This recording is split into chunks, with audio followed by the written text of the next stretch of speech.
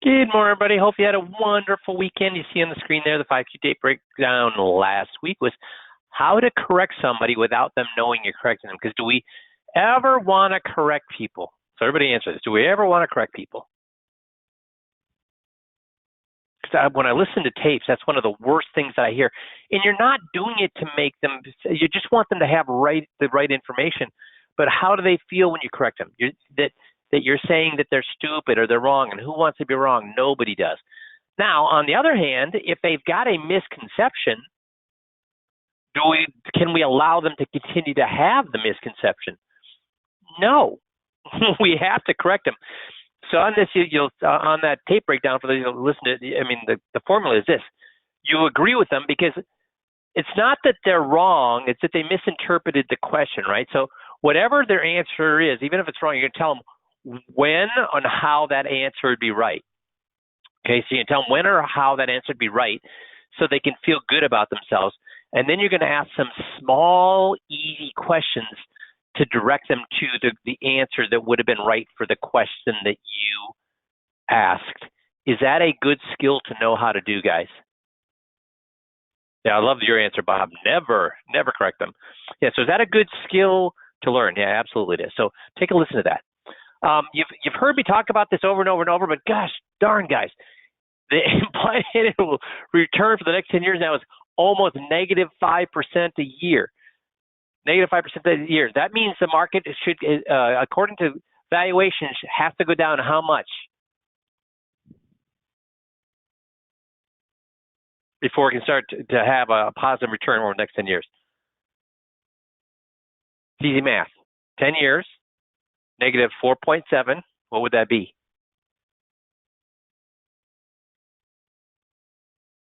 Yeah, negative 47, go down 47% in order before it starts going back up. That doesn't mean it's going to go down 47%, but it means that income had better been going, earnings had better be skyrocketing, right? Because if earnings don't skyrocket, guess what? We're going to be seeing a negative return majorly before we see any positive returns over the next 10 years. Does that bode well for the market? Now, you might be thinking, well, yeah, but companies are going to have good returns or good earnings. This is a chart of the number of S&P 500 companies with liabilities exceeding assets, and it's near a peak since 1995. A little bit near a little bit or huge. So does that bode well? Now, we've only been looking at this, but let's take, what about all the other types of valuations? Guys, look at this. Median EV to sales, U.S. total market cap to GDP, EV to cash flow margin, median price to sales, median price to book, median EV to EBITDA, aggregate EV to sales, aggregate EV to trailing. Look at all of these. These are all model factors, all valuations, and where are they right now? They're at record what? At record highs or near record highs. So is it just this one that I've been showing you guys, or is it every single thing? We got companies with debts exceeding assets. We've got all of these near highs. Now, looking at all of these things, this Seeking Alpha, this article here, down here, they actually looked at what, with those valuations, what we could expect for rates of return. What does history tell us about future returns when multiple valuations are measure high? The scatter plot below compares forward 10-year returns against just the four measures, just these four measures. But this is four or a lot more? A lot more. But with just the four measures, look at where rates of return are implied over the next 10 years. 0 down to, look at all these at negative 3s or 4s. Got a few at 2s and 3s. But does this bode well for the market, guys? It does not. Make sense? So pay attention to what's going on out there. And again, here's the big point they make here. These valuations do not these valuations do not predict a market downturn. What does it predict? These are not market timing. These are not market timing indicators. What is it predicting then? You shouldn't be using this to time the market. You shouldn't be saying, oh my God, all these are high. I need to get out of the market now. No, what are these predicting? That sometime in the next 10 years, the market's going to go down so much to get back into normalized values. Does that mean it's going to be next week, next month, or next year? What is it saying? The market is going to correct sometime soon in order to get back to normalized values. Does that make sense? So in order to capitalize that for our clients, especially our clients who are affected by sequence of returns, that's why we go with the 50-50, 40-60, 60-40 equities to FIAs. Make sense? So Mike sent me this article about Invisible Manipulators of Your Mind by Tamsin Shaw, the New York Book Review. So behavioral techniques being employed by governments and private corporations. We all know or should know who Dana Kahneman. He's the father of behavioral economics, and he wrote Thinking Fast and Slow. Now, here's the thing about this. Remember, this article or this book here, Invisible Manipulators of Your Mind, behavioral techniques being employed by governments and private corporations. So this school of thought, this behavioral economics, is being used on us every single day. To give you an example, in 2007 and 2008, Kahneman, again, the father of behavioral economics, Dana Kahneman, taught at an elite masterclass school for 2 different years in a row. Who attended that school? Jeff Bezos, Larry Page, and Sergey Brin. Who are those guys? Who are those guys? What company do those guys run? Or at least in 2007, 2008, who did they run?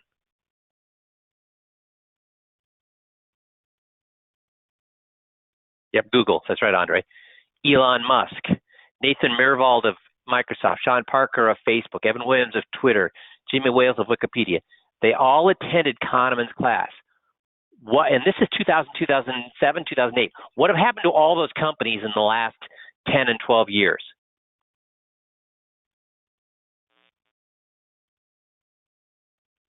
What have happened to all those companies in the last 10 or 12 years? They have what? Surged, right. And you can basically, you can equate that a lot to what they learned about thinking fast and slow. So what is thinking fast and slow? Well, it says the brain or humans are think in 2 different ways. One is system 1 and system 2. System 1 is where we think fast. It's our reflex. It's our knee-jerk reactions. It's unconscious. We don't actually put a lot of thought into it. You walk into a house and you think what? I want this house. It's an automatic type decision making. It's what we use for everyday decisions. Because if we put a huge amount of thought into every decision we made, what shirt to wear, what shoes to wear, what direction, what path to drive home, what would happen to our brains if we had to lay out and think everything through? They would explode. It'd drive us crazy. That's right, Tom. So unfortunately, though, these are ways that we can get through the day without our heads exploding. But all of these things are very error prone. And we're going to talk about that in a little bit. System 2 is when we think slowly. We put conscious thought into our decisions. It actually has some effort involved. It's what we use for complex decisions, things that you can't just do off the cuff.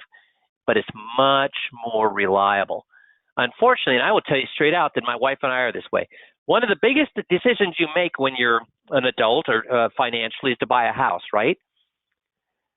How many of you, and maybe we're the only idiots, but basically, guess how long, and we've bought and sold, I think, 9 homes in the last 25 years. And guess how long it took, well, and the answer will probably predict why we've bought and sold 9 homes. How long did it take for us to decide we're going to buy the house when we walked in?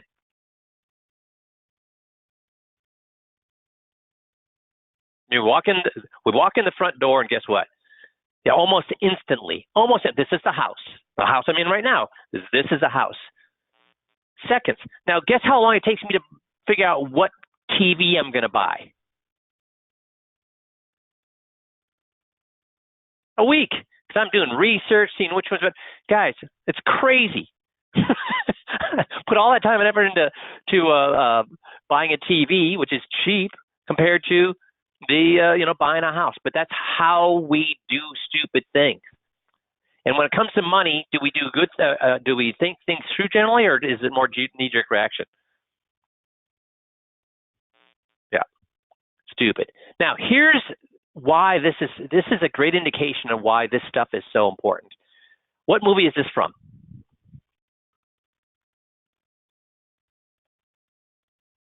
What movie is this from? Moneyball. That's right, Moneyball. And see, up to the late '90s with Billy Bean, how did baseball teams find their players, decide who was going to be on the team? How did they do that before the late '90s? Scouts. That's right, Ben. Scouts. And they used their gut reaction. They used System 1. These scouts were using System 1. Gut reaction. Does he have what it takes? All these. And if you watch this movie with a different mindset, you'll see it. The scouts were absolutely using System 1. They were making decisions based on how the player looked. There was unconscious bias. And because they were doing this all the time, it was their everyday decisions. How much thought and effort did they put into making those decisions, the scouts? None. And then you had the nerd come by, and he didn't look at any of the players. He just looked at the what? He did not look at any of the players. What did he look at? Stats, right, Dale? Stats. Right, Ben? And what happened when you started looking at stats instead of using System 2 versus System 1? We always talk about it. The tapes don't lie. Numbers don't lie. Why do I love taping all my meetings?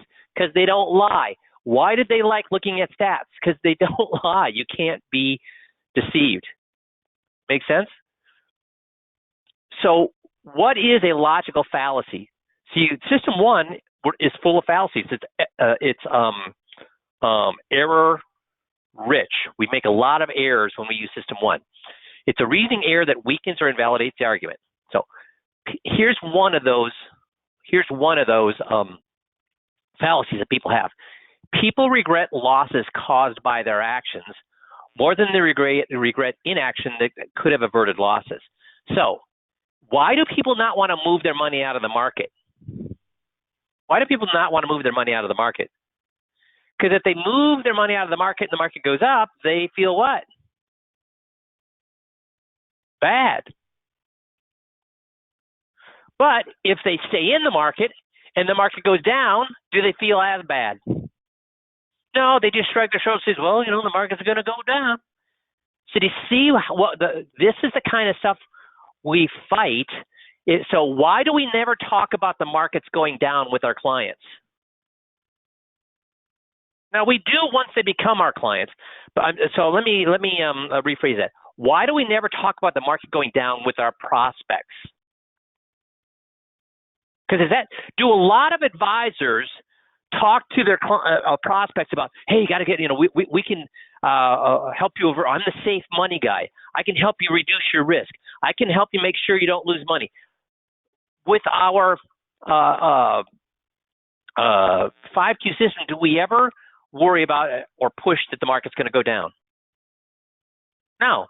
What do we push? What do we have them understand? What's the one thing when they leave a 21-point checklist meeting? What's the one thing they understand? That they're taking too much risk? That they could lose a lot of money? That they could pay less fees? Yeah, that they're getting screwed, Bob. That's right. They're getting screwed from the current advisor. And the great thing is I've been using it since 1997, 20-point checklist, and the advisors have been using since 2000. So that's 21 years. So think about this. It's worked when markets are up. It's worked when markets have crashed. It's worked when interest rates are up. It's worked when interest rates were down. It's worked when we've had wars. It worked when we have peace. It works when the economy is going well, when it's going poorly. It works no matter what. Why? Because it's not based on what? Losses. But this is this is also about losses, but it's a little bit different. Loss aversion. People For the same amount of gain versus the same amount of loss, is it equal? So people will win $100 or lose $100. Is that feeling equal? No. The feeling of pain, losing the $100 feels twice as bad as winning $100. Losing money feels twice as bad as making money. Now, that's where advisors get, especially wealth managers, get it wrong. Because what are wealth managers always pushing? What are wealth managers always pushing? Yeah, win, win, win. Make more money, make more money, make more money. And see, guys, we have the worst job in the world. Can we make somebody happy? As a financial advisor, can we make somebody happy? No. You can make them excited. I mean, if their accounts go up by 30%, are they happy? No, they're what? They're excited. Because going up 30% doesn't make them happy. Because let's say that the market's gone up 30%, but they are getting a divorce. They find out their kid is losing their home.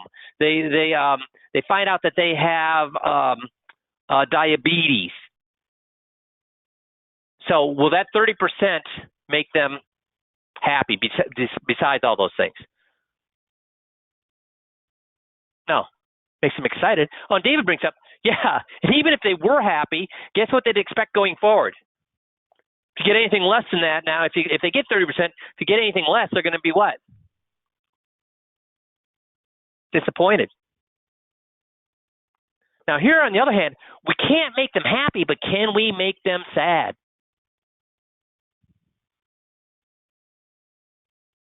Because if the market, if they go up 30%, even if they're happy, how long do they think about that? They go to lunch, are they still thinking about it, or will they move on? They think about golf, they think about their kids, they think about what they're doing that night. But if they lose 30%, do they forget that at lunch? Do they forget that before they go to golf, or do they think maybe I shouldn't be golfing today because it costs too much? See, we cannot make them happy, but we can make them sad. But most advisors are chasing the happy. No, we just want to avoid what?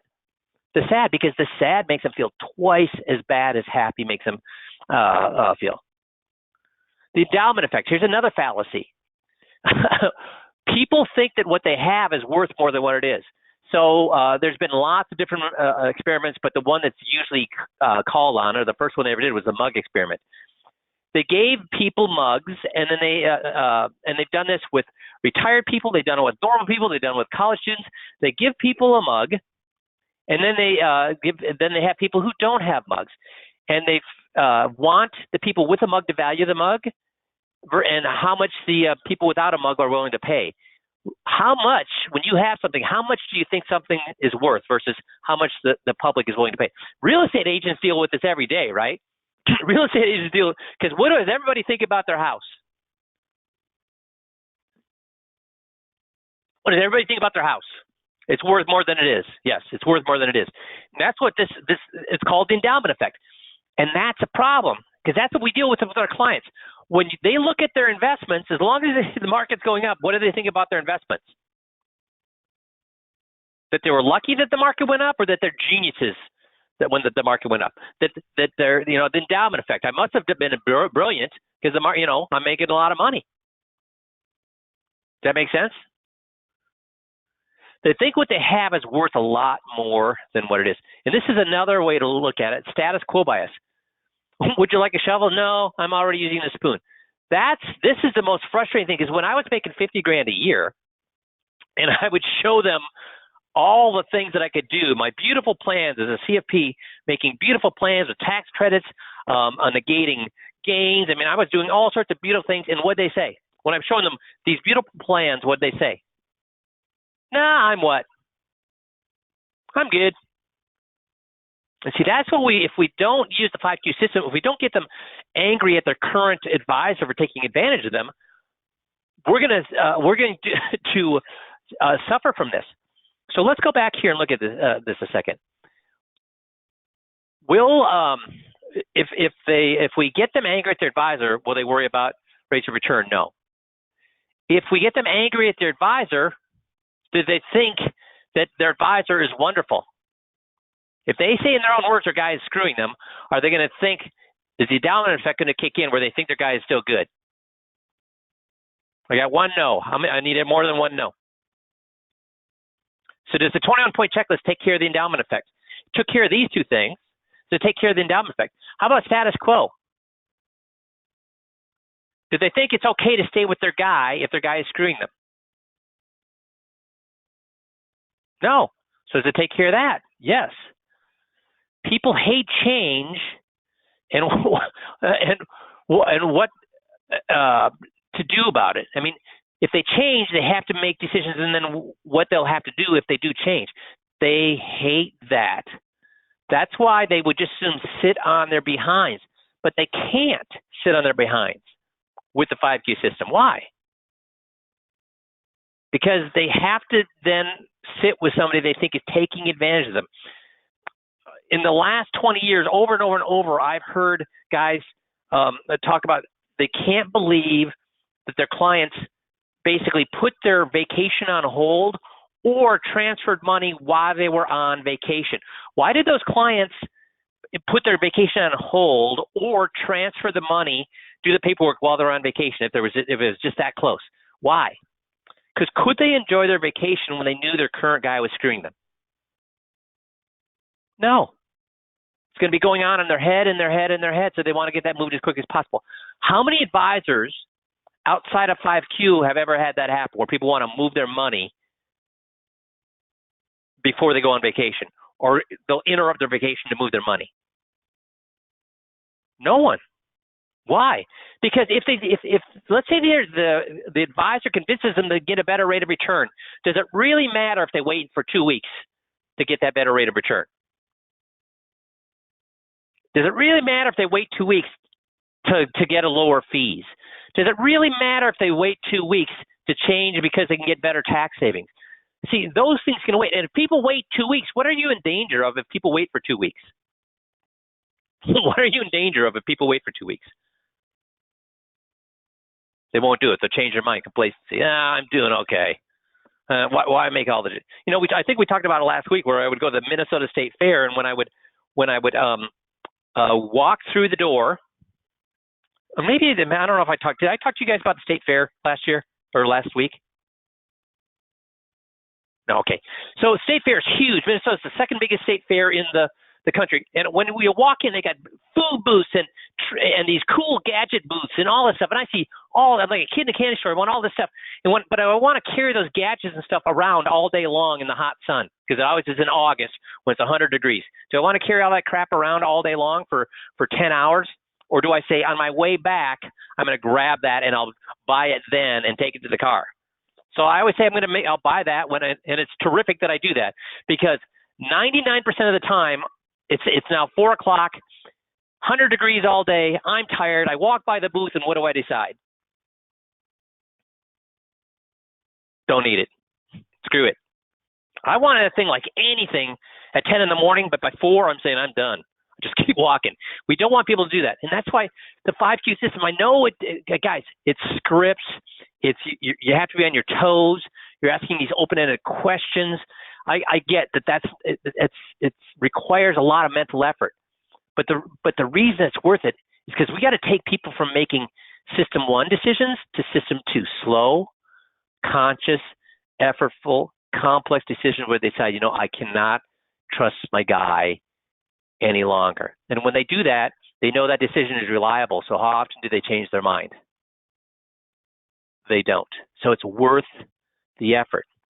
Okay. Now, how do you get good at it? Do the 15-minute drill. So what we're doing with the 15-minute drill is 2 different skills. So I'm going to make you all football coaches, and you have to decide. You've got a choice of 2 different defensive players. One is the best tackler in the league. He is the best tackler in the league by far, but he cannot read offense. You have another guy who's an average tackler, but he can read offense. Which person are you going to choose? Which person are you going to choose to play? Average tackler or the best tackler? Yeah, everybody's saying the average tackler. Why? Because if he's the best tackler on No, not the best hacker. You're not going to have them do the best hacker, because if he's the best hacker in the league, but he's always on the wrong side of the field, how much is that going to help your team? It's not. Yeah, it's great. Very good, Dale. Gretzky. Gretzky said, I forget what the exact Gretzky quote was, but it's, I go to where the puck. I don't go where the puck is. I go to where the puck is going to be, and that's what you want. Is you want an average tackler who can read offense so that he can be where he's supposed to be. Now, why is that important? Because I want a person who can look at the field and know what's going to happen, and that's what we're practicing. Two different skills. We're practicing both of these skills with a 15-minute drill. One is we're practicing the actual tackling skill, and that is we're practicing the whatever it is that we're trying to do. We're becoming better tacklers. We're becoming better at asking open-ended questions. We're becoming better at GOTS or aping. We're getting better at not over-talking somebody. We're getting better at not correcting. We're getting better at the skill. But if you're fantastic at that skill, but when you're with a real person, you never are able to do it, what good is that? Good or bad? Good or worthless? If you're awesome at open-ended questions, if you're awesome at not correcting, if you're awesome at not over-talking, if you're awesome at aping, but you never can see when you should use it in the meeting, that's worthless, right? So the 15-minute drill is not just to get you better at skill. It also gets you better at real time in a meeting, knowing when you need to use a skill. Just like a player is going to, at real time, know how to adjust his play by reading the field. Does that make sense? So yes, he has to be a good tackler, but he has to read offense. Yes, you have to be good at the skills, but you also have to be able to use the skills in real time. Because if you're only good at seeing them on the tape, is that any good? If a player can only see them on the films on Monday, is that going to help? No, they have to be doing it real time. So the 15-minute drill works on both of those things. It's going to help you work on the skill and work on being able to recognize using that skill in real time. Okay? So how would you do that? Well, first of all, what kind of recording should you use? Well, you could use an interview with the client, 21 Live with a client, a solution presentation with a client, a first meeting with the prospect, literally any conversation you could do with your conversation with your wife, your friend. You could do it with a conversation where you're arguing with somebody at the cable company. Any conversation with a human being. The best one is if you do it with 21-point checklist, but it does not matter. These skills are not 21-point checklist exclusive. They work with all conversations. So how do you do a 15-minute drill? Well, you grab a recording, then you listen till you find a spot that could be improved. Turn off the recording, reverse the tape to hear what the client said that triggered the opportunity to enhance your skills. What are we doing with number 4? Are we practicing tackling or learning to read the offense by reversing the tape and listening over and over and over again to what the client said? Yeah, reading the offense, Nick, right, reading the offense. So then what you're going to do is you're going to say out loud what you could have done better. Now what do we or I'm just going to give you the answer. Are we practicing reading the offense or tackling at number 5? Reading the offense or tackling at number 5? That's when we're practicing the actual skill, the tackling. Does that make sense? Then we're going to reverse the tape 5 seconds again. Listen to what the client said that triggered the opportunity to enhance the skill over and over and over again. Why does the top NFL quarterbacks or defensive backs, why do they watch the tapes over and over and over? So they have to think about what they're going to do in the game plan, or becomes second nature that they inertly recognize the situation right when they're there. See, if I'm over talking somebody and I listen to that for 15 minutes in the morning, 15 minutes over and over and over, me talking over somebody, what's the likelihood I'm going to recognize myself doing it immediately during my next conversation? High or low? Yeah, high. Say out loud your better response, and you do it over and over and over again. Let's say that in 5 minutes, I've listened to it 10 times in 5 minutes, me over-talking somebody. Can I move on to my next skill then? Can I move the tape on and find something else to work on then? Yay or nay? Y or N? Everybody answers. Y or N? I spent 5 minutes. I got it down. Yeah, I got it. I've heard myself over talking. I'm not going to do that anymore. Everybody's got it. No, you don't. You keep listening to it over and over and over. I mean, when a player comes back to fall training and he hits the tackling dummy perfectly, does the coach say, okay, apparently you still got those tackling skills, hit the showers? No. What's the coach say when he does a perfect tackle? What's the coach say? Okay, get back on the lane, do it over. Yeah, do it over. So what are the things you can look at during for a 15-minute drill? Well, with the 15-minute drill, I'm going to say, well, today I'm going to see how good am I at agreeing. Or then maybe tomorrow, then I'm going to look at how good am I at parroting back. Then the next day I'll say, how good am I? I'm going to listen for when I can empower somebody. The next day I'm going to say, I got to find where I made a statement where I could have asked a question. And I'm going to look at the next day. I'm going to say, you know what? I'm going to look for when I asked a close-ended question, but I could have asked the open-ended question. Oh, the next day I'm going to look for when did I overtalk them? I'm going to listen on a tape to when did they say something that they were looking for a laugh or a chuckle, and I did not even acknowledge that what they said was funny. The next day I'm going to look at what, and again, you don't have to do it in order, but I'm saying that every single day, pick one of these skills, just one of them, and listen to the tape till you find the opportunity to work on it. When they answered a question wrong, did I correct them? When they got confused, did I not acknowledge that it was my fault they were confused, not theirs? Did I not fall on the sword and apologize? They don't answer because there could be, again, did I fall on the sword?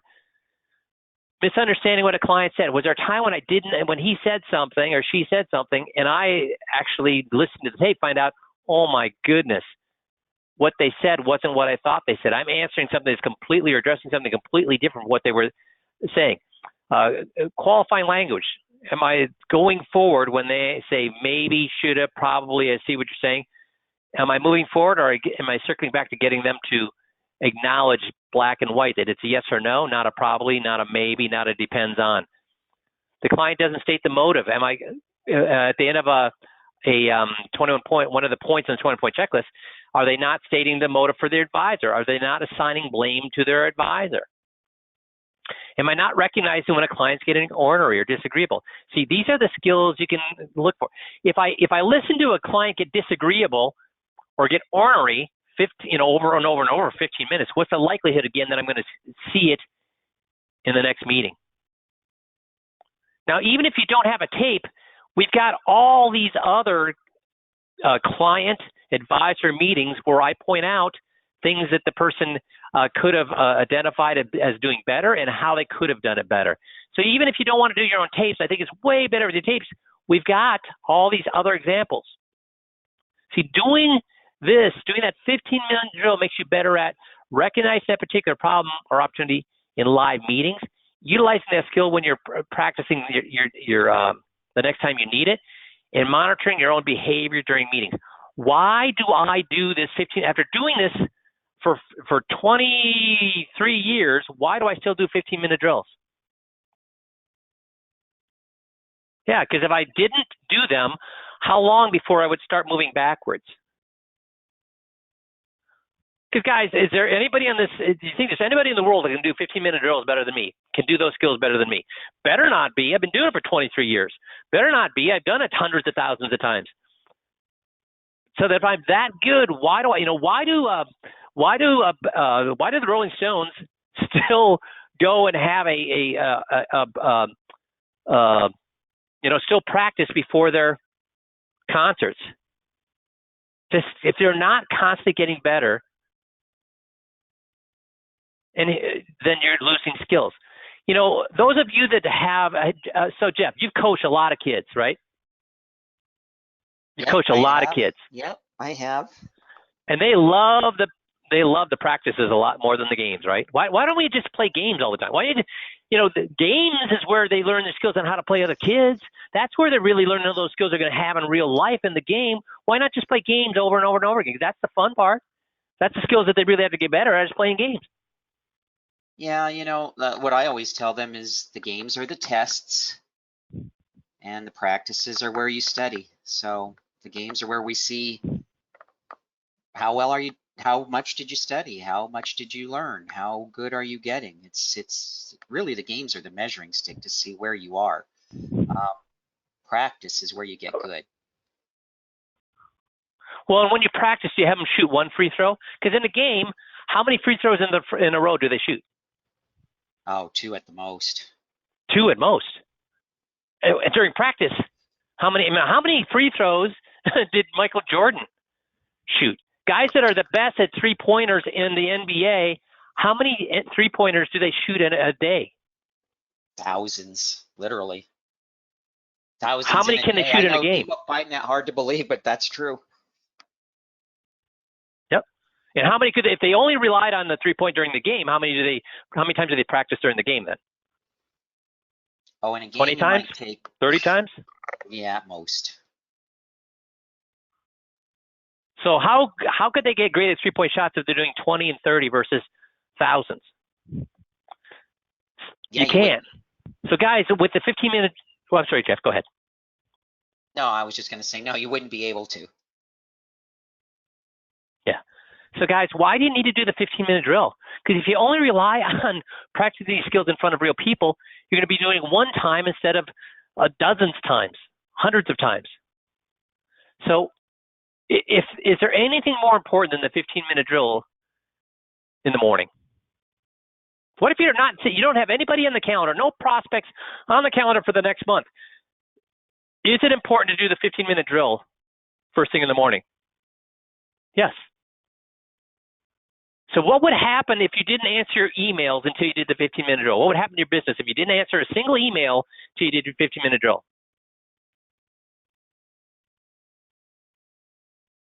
Would that affect your business at all?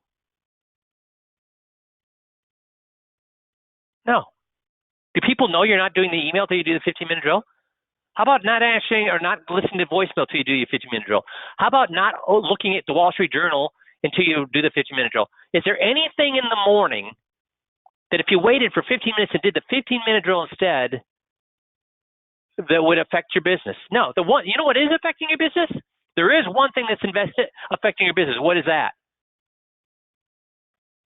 Not doing the 15-minute drill. Because have you always, guys, have you ever had days where you at the end of the day say, that was a waste. Why'd I even come in today? Nothing got accomplished today. Anybody ever have a day like that? Yeah. But here's the thing. If you do the 15-minute drill at the beginning of the day, what can you say? Well, nothing got accomplished except for one thing. And what one thing happened that day? I got a little better. Guys, and if you get 1%, that's right, David, if you get 1% better every single day by the end of the year, how much better are you? How did I go from making $50,000 a year for 8 years in a row to then a 7-fold increase, doubling that again, and 50% again? So $50,000 a year for 8 years, and 3 years later, I'm making $1 million a year.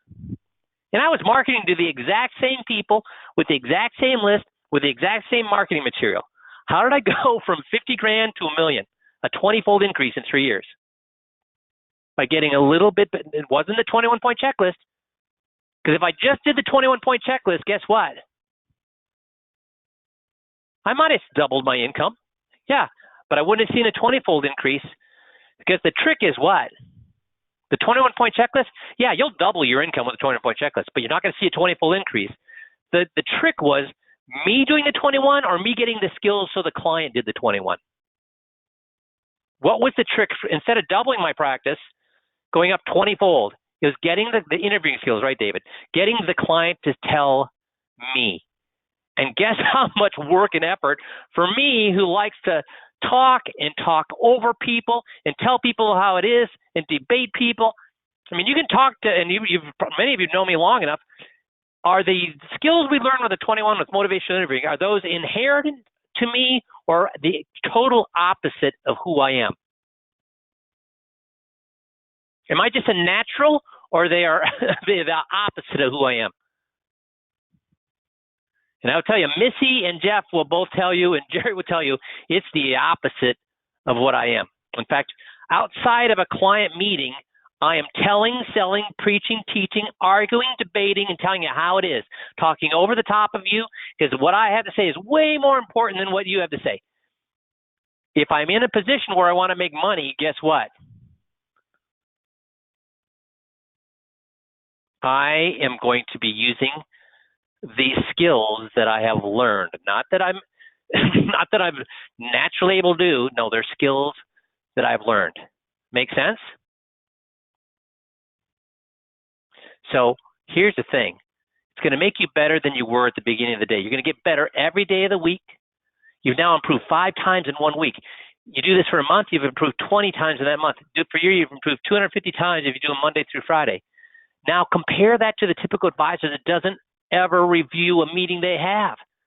Are they getting more experience, or are they just doing the same thing over and over and over again? See, this is a true test as to how serious you take your success. Do I, every day, Monday through Friday, first task when I get in, take a tape of myself performing some part of the 5Q system? There's nothing more important than 15-minute drill at the beginning of your day. That's a true test to how serious you take business, whether you do this or not do it every single day. Make sense? Super. So I know this is something that you already know, but I guarantee you, if we took the poll right now and everybody's honest, not everybody's doing the 15-minute drill. So it's a good reminder, guys. That's the one thing you want to do every day. Thanks, everybody. You guys have a great rest of the week. We'll talk to you all next Monday.